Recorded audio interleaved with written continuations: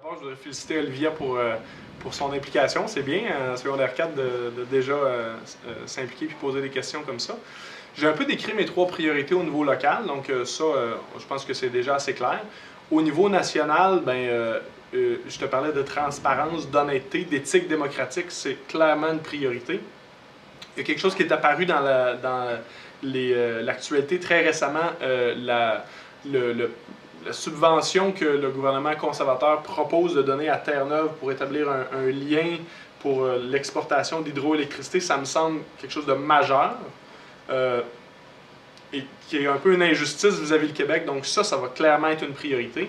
Moi, j'étudie en relations internationales. C'est là-dedans que je suis spécialisé. Donc c'est sûr que toutes les questions de relations avec l'extérieur, du Québec et du Canada, vont me préoccuper beaucoup. Je pense qu'on a perdu une place de choix qu'on avait dans le monde, puis qui est à reprendre.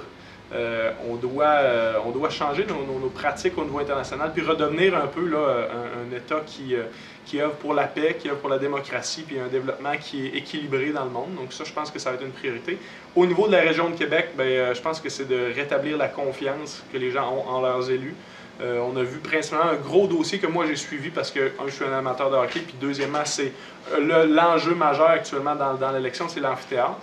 On a vu que les conservateurs ont eu une attitude extrêmement, avec très peu de transparence. Ils n'ont pas été honnêtes avec les gens se sont sentis trahis dans cet enjeu-là.